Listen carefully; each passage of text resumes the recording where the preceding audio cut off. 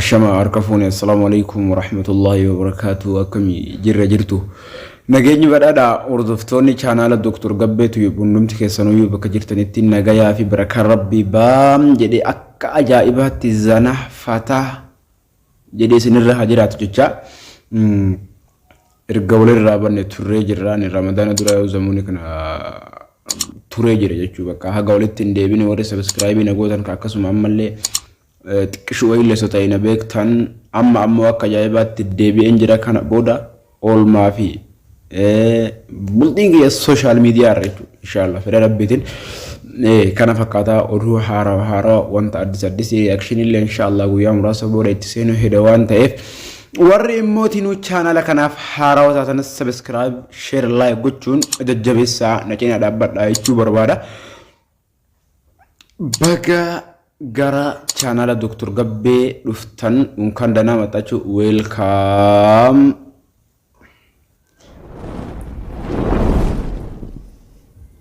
maye arda maalin maalif dhuftee kabaddire yeroo dheeraa baddee turte harda hoo maalif dhuftee maalin dhuftee jechuuf amala arda isi yaade dhufe ija keessan duraa baduun barbaadu akka isin na yaaddanii yaadagattan hin barbaadu inni lammaffaan immoo kanan wanti an dhufeef ramadaanni maal fakkaata har'a guyyaan 20 ramadaana guyyaa 20 baga ittiin isin gahe jechuudhaaf tokko kan dhufeef guyyaa 20 baga rabbiin quwwaa fi qudraa qabu ittiin isin gahe shahru ramadaan alladhi unzila fil qur'aan ji'a kanaan ji'a isa keessa qur'aanni rabbii buufameen baga khaaliqni guddaan mawlaan ittiin isin gahe jecha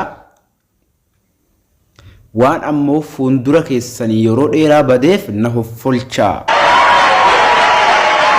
infame isin gaafadhee jira isin jalatti jigeera waan ta'eef amma ammoo kana booda inshallah an badu wantoota bobboorsiisoo viidiyoo shorti tiktok irraa yookiin immoo bakka facebook irraa wantoota posti godhamu jechuu ani immoo bakka tokkotti walitti qindeessee wantoota bobboorsiisoo isiniif fidee isin boorsiisuudhaaf isin bashannansiisuudhaaf qophiidha inshallah isin hoo ammoo ani waan akkasii isinii qabadheen dhufa isin hoo maalin na bira dhaabbachuu qabdu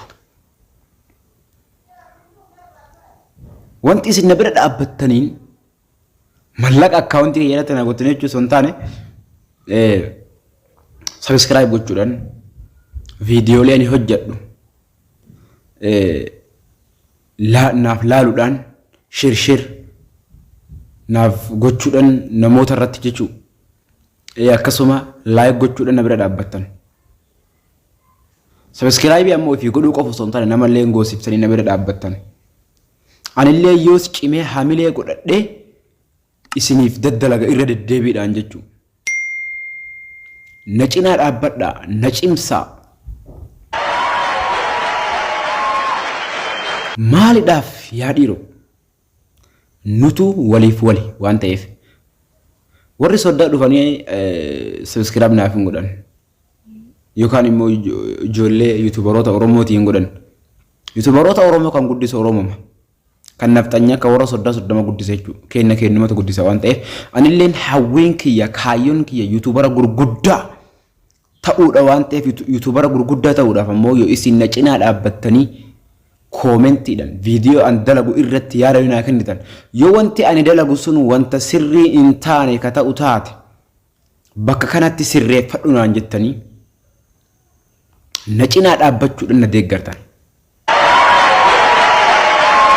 kana wal cinaa haa dhaabbannu ramadaana silaa tarteen qabdu baga ittiin isin gahee baga guyyaa 20 har'aa kanaan isin gahee warri i'tikaafa galuudhaaf reedii taatan yookiin immoo qophii taatan baga ittiin isin gahee baga gammaddanii walumaan baga gammannee ka keessa nu zallaqsiisu rabbinu haa godhu irraan ammallee waggaa hedduu rabbinu haa deebisuu jechuu barbaada irraan dachaa waggaa hedduu akka rabbinu deebisu inshallah abdii qaba maaliidhaaf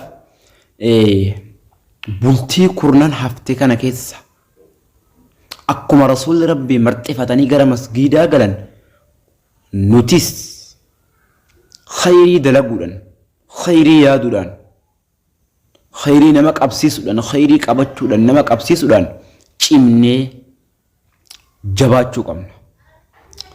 Waan gufuu nutti ta'e waan ba'aa nutti ta'e bultii kurnan hafte tana keessa rabbiin jala harka qabachuu qabna. Maaliidhaaf beeytanii nuti gufuu hedduutu xurree nuti irra deemnu irra jira beektanii. Gufuu tana ammoo du'aa'iidhaan nuuf jalaa dhahuu qabna.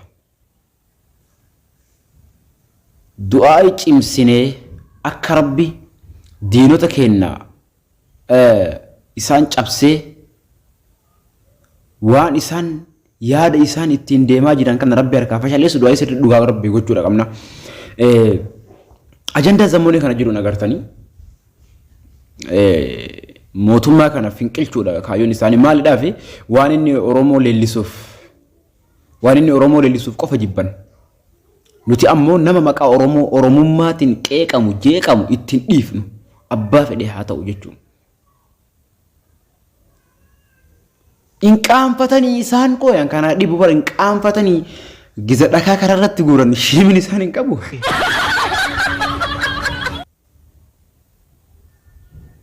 Garuu qaanfatuu qabu. Saalfatuu qaban jechuudha. Isaanirraan tulooju isaanirraa dabbaraayyuu akka gaafa yeroo jalqabaa Jawaar Qeerroo akka isaan hiriira ba'anii kararratti yookiin immoo ispaaltiiwwan jiran irratti dhakaa guuran ajajee ture. Isaanis numarraa fudhatan fakkaate amma yaada akkasitti jiran jechuudha. Isaan immoo kaayyoon isaanii nu cabsuudha. Nu cabsanii 4 kiilootti imaluudha kaayyoon isaanii. 4 kiiloo seenanii achitti wanta barbaadan nurratti dalaguudha. Hin ta'u ammoo nu rabbiillee waliin jira. Dhugaa qabna waan ta'eef jaarraa tokkoof walakkaa waan isaan jalatti dhiitamaa turreef dachee isaan irra deeman waan isaaniif taaneef nu dachee isaaniif taane isaan immoo dhaabata nurratti ta'anii nurra deemaa turan jaarraa tokkoof walakkaa. Garuu ammallee kaayyoon isaanii kanuma. Garuu kaayyoo kana kan harkaa fashaleessu numatu nama silaa isaan itti duulan kana bira dhaabbatuudhaan harkaa fashaleessuu qabna. In fashaleessin ammoo gara tokko ga'uu hin danda'u kaayyoon isaanii. Karamatti citee hafa huma abshir inshaallah. Bulii kurnan tana keessa jajjabeessinee cimnee rabbii keenya jala harka qabannee jara tana mo'uudha qabna. Yaadan wal cinaa dhaabbachuudhaan yaada isaanii kana faallessuudhaan mormuudhaan mo'uu qabna hin moona huma. Mee isaan hin dabbaru garuu giza dhakaa kanarratti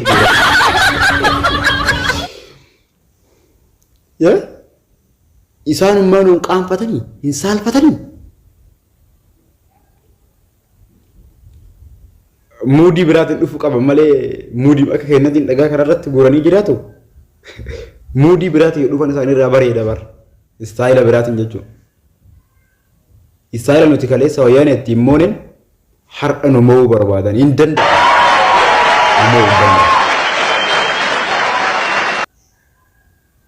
Homa kan abdii rabbiirraan qabna inshaallah. Yaanni isaanii akkuma qara dubbadhee duratti 4 kiiloo seenudha. Gaafa ammoo jarri tun dhiiroo deemanii 4 kiiloo seenan nuti akka lafarraa dhumnetti garuu carraan nuti qabnu carraa tokko qofa. Yaada isaanii kana harkaa faallessuu nama isaan moohuu deeman kana cinaa dhaabbannee deeggaruudha. Akkuma qara deeggaraa turretti jechuudha. Oromoon kun akkuma agartan baay'ee deeggaraa jira, deeggaraa tures.